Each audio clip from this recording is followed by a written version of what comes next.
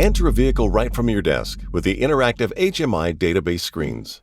If we select Display in the instrument cluster settings, we have plenty of possibilities to change the content. We can, for example, choose Info Panel and then switch from Trip Memory to Map.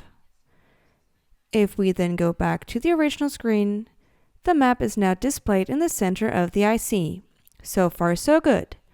What's special is that we can now move over to the head unit to access the settings in the app section, then continue with navigation and driver display, and then eventually activate the satellite map.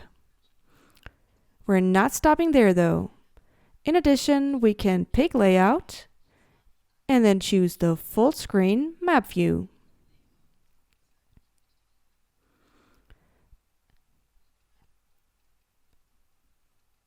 And immediately the two dials disappear and the entire instrument cluster is now a satellite map.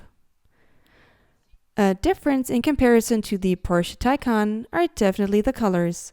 They seem more vibrant in the Porsche. Still, they are similar since both cars had the option of showing a full map view or a small version of the map. We're going to return to the settings to turn the satellite map off so we can see the difference it makes.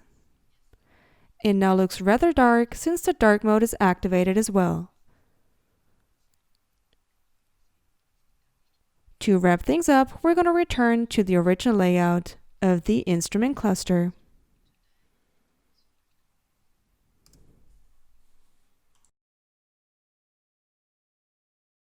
As always, we can use the navigation feature to start a route guidance.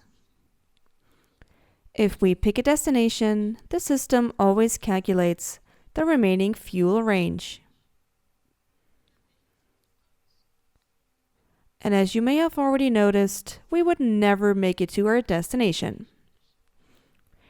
In this case, we can use the low fuel alert, which means the navigation system will show nearby fuel stations.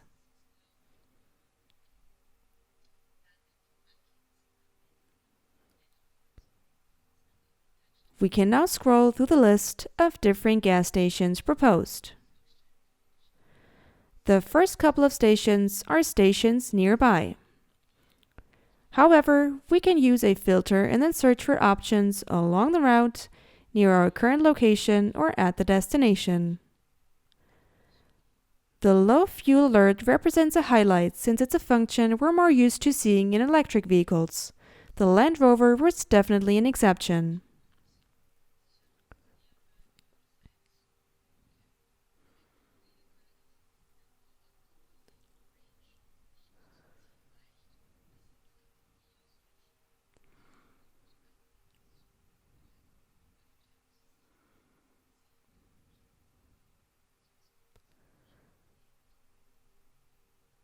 Once the overview is ready, we see that the system has now filtered for options near the destination.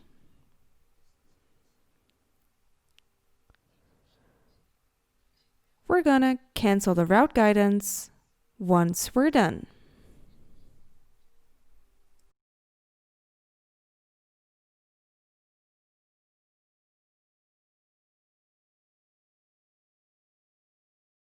By using the rocker switch, we can activate the mirror.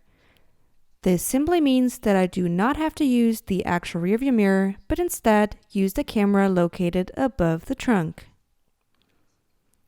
The mirror has 3 buttons. The first one can be used to switch between brightness and position. I can increase the brightness or decrease the brightness.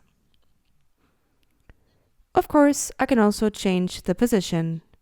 Either move it up or move it down.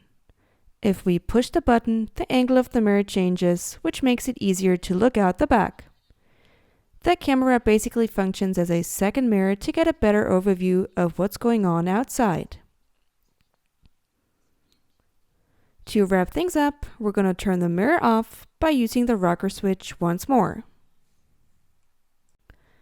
Let's go to Settings, All, Apps, followed by Navigation. Next is Route and Guidance. and then My Commute. We can now activate or deactivate different functions, for example, Learn My Routes, which improves day-to-day driving by assessing current conditions on routes you drive regularly. The system learns and memorizes your daily trips and routes.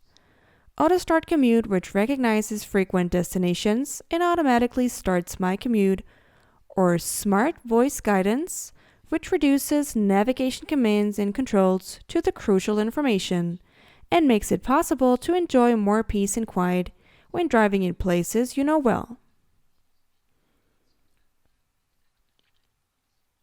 So let's return to the home screen and move on.